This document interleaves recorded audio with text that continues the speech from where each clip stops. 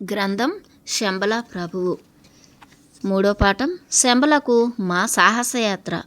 ఇలాగా ప్రఖ్యాత బ్రిటిష్ సైనిక గూఢచారి బ్రిటిష్ ప్రభుత్వము టిబెట్లోని ప్రభుత్వాన్ని కూలదోసి దాన్ని తమ రాజ్యంలో కలిపేసుకోవాలనే దుష్ట సంకల్పంతో భారత భూఖండం యావత్తు తన గుప్పెట్లోకి తెచ్చుకోవాలని గూఢచారిగా రహస్యాలు తెలుసుకుని అతి సీక్రెట్ రిపోర్టుగా దాన్ని పంపుతూ ఉండాలని చార్లెస్ బెల్ అనే తన ఏజెంట్ను అందుకోసం సెలెక్ట్ చేసింది. అతడు డిటెక్టివ్ని మించిన సాహసికుడు. టిబెట్లోని రహస్యాలన్నీ కనుక్కుని తన ప్రభుత్వానికి రహస్యంగా నివేదిక పంపే పని మీద బ్రిటిష్ ప్రభుత్వంచే నియమించబడినవాడు. ఆ రిపోర్టు సారాంశమే ఈ file 212. Secret file 212. Government of great Britain, Darjeeling, India, 12/12/1912. నేను అనగా చార్లెస్ బెల్ అనబడే బ్రిటిషు ప్రభుత్వపు సైనికాధికారిని, లండన్లోని సూర్యుడు అస్తమించని ప్రపంచ సామ్రాజ్యాధికారిని, విక్టోరియా మహారాణి చక్రవర్తిని గారికి సమర్పించిన ఈ సీక్రెట్ రిపోర్టు ఫైల్ 212గా సమర్పించే ఈ రహస్య రిపోర్టు బ్రిటిష్ ప్రభుత్వం ఆదేశాల ప్రకారం నేను టిబెట్లోకి ప్రవేశించే నిమిత్తం కోసం ఇంతవరకు నిరీక్షిస్తూ వేచి ఉన్నాను. ఎందుకంటే నాకు బ్రిటిష్ చక్రవర్తిని విక్టోరియా మహారాణి ఆదేశమిచ్చిన రహస్య కార్యక్రమం కోసం అతి రహస్యంగా మరెవ్వరికీ తెలియని విధంగా టిబెట్లో ప్రవేశించడానికి ఇంతకాలము వేచి ఉండాల్సి వచ్చింది. చివరికి ఇక్కడ ఈ హిమాలయ పర్వతాలలోని వేసవి టూరిస్టు కేంద్రంగా పేరు మోసిన ఈ డార్జిలింగ్ నుంచి ఒక సాహసయాత్ర బృందం హిమాలయ పర్వతాలను పరిశోధించి ఆధ్యాత్మిక రహస్యాలను దర్శించాలన్న కోరికతో బయలుదేరుతున్న సంగతిని గమనించాను. వీరితో కలిసి నేను కూడా ఒక వినోదయాత్రికుడుగా హిమాలయ పర్వతాలలోని శంబల రహస్యాలను పరిశోధించే టూరిస్టుగా చేరిపోయాను. ఇలా చేయడం వల్ల నేను బ్రిటిష్ ప్రభుత్వానికి రహస్య సైనిక గూఢచారినని ఎవ్వరికీ ఎటువంటి అనుమానం రాకుండా టిబెట్లోని బలాబలాలు తెలుసుకోవడానికి టిబెట్ ప్రభుత్వం పర్మిట్ సంపాదించుకోవచ్చు. తద్వారా నా హిమాలయ యాత్ర వెనుక నా అసలు సంకల్పం బ్రిటిష్ ప్రభుత్వానికి గూఢచారిగా టిబెట్లో పాగా వేయాలని, అక్కడ రహస్యాలను మన బ్రిటిష్ ప్రభుత్వానికి చేరవేస్తున్నానని కానీ ఎవరికి అనుమానం రాకుండా ఉంటుంది. అందుకని నేను కేవలం సాహసయాత్రికుడిగానే ఈ రహస్య రిపోర్టును మన బ్రిటిష్ ప్రభుత్వానికి అందజేస్తున్నాను. ఇది ముందస్తు రిపోర్టుగా, ఒకవేళ ఎవరైనా దీన్ని చూసినా రాజకీయ రహస్యాలు ఇందులో ఏవీ లేకుండా కేవలం యాత్ర రిపోర్టుగానే ఈ మొదటి రిపోర్టు పంపుతున్నాను. ఈ నకలు ఎవరికంట పడకుండా సీక్రెట్ ఫైల్గా సీల్ చేసి ఒక భోషాణంలో పెట్టి మహాసాహస యాత్రికులలో అమాయకుడు, దక్షిణాది శ్రీ వైష్ణవ మతానికి చెందిన భక్తుడు అయిన శ్రీనివాస చక్రవర్తి గారి ఇంటి ప్రహారీ గోడ క్రింద రహస్యంగా భూస్థాపితం చేస్తున్నాను. ఇలా చేయడం ఎందుకంటే ఒకవేళ నా రిపోర్టు అసలు నివేదిక ప్రభుత్వానికి అందకపోతే ఆ రిపోర్టు మీకు చేరే వరకు దాని నకలు కాపీగా ఇది భద్రపరుస్తున్నాను. నా రిపోర్టు బ్రిటిష్ ప్రభుత్వానికి చేరాక దీని అవసరం ఏమీ లేదు కనుక భూస్థాపితం చేస్తున్నాను. ఇదేమిటో ఎవరికి అనుమానం కలగకుండా నా రహస్య నివేదికను శ్రీనివాస చక్రవర్తి వ్రాసిన మా సాహసయాత్ర బృందం నివేదికతో జత చేసి ఒక ఫైల్గా కుట్టి అందులో మా అందరి గ్రూప్ ఫోటోస్తో సహా భద్రపరిచాను. సభ్యులు, మా సాహసయాత్ర బృందంలో ఈ సభ్యులు 12 మంది ఉన్నాం. 1 చార్లెస్ బెల్, ఔత్సాహిక పర్వతారోహకుడు, టూరిస్టు, ఇంగ్లాండ్. 2 నికోలాన్ రోరిక్చు, చిత్రకారుడు, హిమాలయ యాత్రికుడు, రష్యా.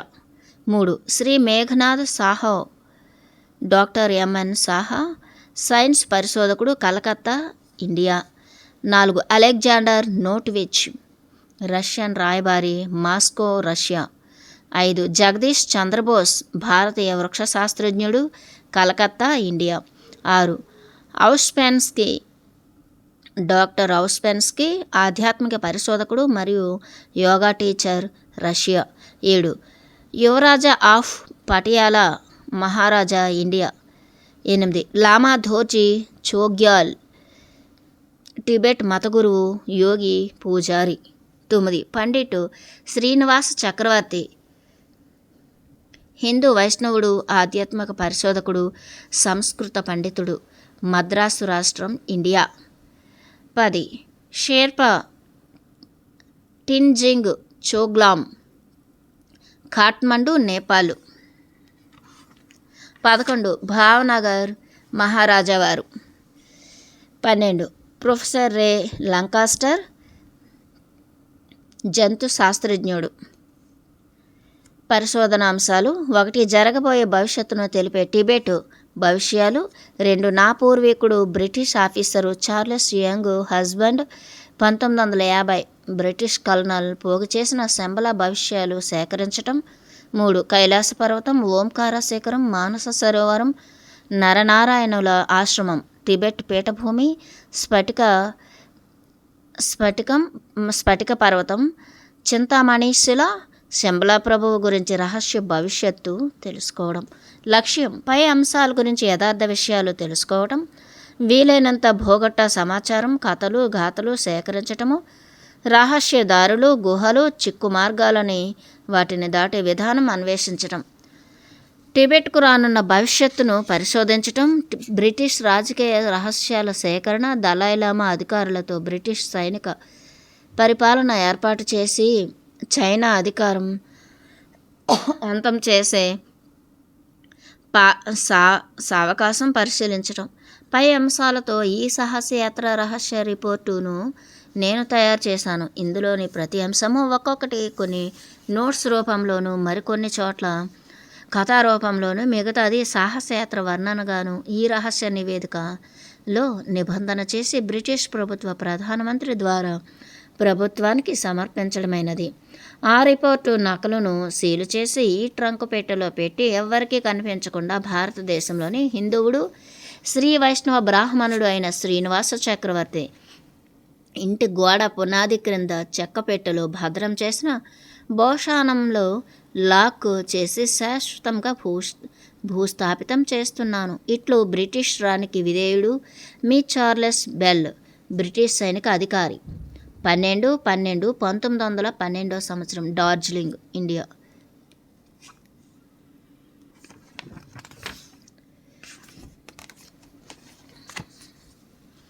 తాను టిబెట్ చేరుకునేదెలా? ప్రశ్న: తాను టిబెట్ చేరుకునేదెలా? అందులోనూ ఎవరికి అనుమానాన్ని, సందేహాన్ని రేకెత్తని విధంగా మంచు కొండల మీద యాత్రకు వెళ్ళటం ఆ రోజుల్లో దాదాపు అసాధ్యం. అందులోనూ గూఢచారిగా, సీక్రెట్ ఏజెంట్గా టిబెట్లో ప్రవేశించటం అసంభవం. ఎందుకంటే ఆ రోజుల్లో విదేశీయులు టిబెట్లో అడుగు పెట్టడం టిబెటన్ ప్రభుత్వం అనుమతించదు. ఆ ప్రభుత్వం అనుమతి లేకుండా టిబెట్లో ప్రవేశించడం అసాధ్యం. ఆ పరిస్థితిలో కొందరు భారతీయులు హిమాలయాల్లో దాగి ఉన్న కొన్ని దేవరహస్యాలు, ఆధ్యాత్మిక కేంద్రాలని కనుగొని భక్తితో దర్శించి తమ జన్మ చరితార్థం చేసుకోవాలని హిమాలయాలకు సాహసయాత్ర చేపట్టారు. అందులో శ్రీనివాస చక్రవర్తి అన్న మా ముత్తాత గారు ముఖ్యులు. హిందువులకు అత్యంత పవిత్రమైన కైలాస పర్వత శిఖరం చూసి తరించాలని శ్రీనివాస చక్రవర్తి బెంగాలీ బ్రాహ్మణుడు, వృక్షశాస్త్రజ్ఞుడు అయిన జగదీష్ చంద్రబోస్ బాబు సైన్సు వింతల్ని పరిశోధించాలని మంచుకొండల్లో నెలకొన్న గంగానది పుట్టుక స్థానమైన గౌముఖ్ కుండాన్ని దర్శించి స్నానం చేసి తన మనస్సు, శరీరము పునీతం చేసుకోవాలని డాక్టర్ మేఘనాథ్ సాహా వీరికి తోడయ్యాడు. అప్పటికే ముందు మొక్కలు, సోమలత వంటి దేవతామూలిక వృక్షాల్ని కనుగొనాలని ఈ బెంగాల్ సైంటిస్టు జత కలిశాడు. వీరితో హిమాలయ పర్వత అందాలని, సోయగాల్ని చూసి మురిసిపోయి వాటిని ఇంద్రధనస్సు రంగులతో చిత్రించిన ప్రఖ్యాత రష్యన్ చిత్రకారుడు నికోలాస్ రోరిచ్. కైలాస్ పర్వత్కి పైన టిబెట్లో ఎక్కడో రహస్య స్థావరమైన స్ఫటిక పర్వతాన్ని చూసి చిత్రించాలని మంచు కొండలలోకి ఈ సాహసయాత్రా బృందంలో తాను ఒకడుగా చేరాడు. ఎన్నో ఏళ్ళుగా భూటాన్, సిక్కింలలోని హిమిష్ బౌద్ధ మఠం లామాసరి దర్శించి అక్కడ తపస్సు చేసిన జీసస్ క్రైస్ట్గా ప్రఖ్యాతి పొందిన యోగి ఈసా జీవిత రహస్యాల్ని గుప్తంగా నమోదు చేసిన అలెగ్జాండర్ నోటోవిచ్ అనే రష్యన్ రాయబారి వీరికి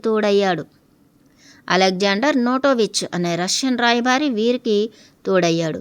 ఇతడికి మంచు కొండలలోని రహస్యదారులు, కనుమలు, కొండ చర్యలు, లోయలు తన అరచేతి గీతల్లో పరిచయం. రాయబారిగా అనేకసార్లు ప్రభుత్వ దూతగా ప్రయాణించడం వల్ల ఇలా చిలికి గాలివానైనట్టుగా ఈ బృందం పెరిగిపోయి వీరితో మరి ఇద్దరు. ఒకరు రష్యన్ యోగి గుర్జీఫ్ శిష్యుడు.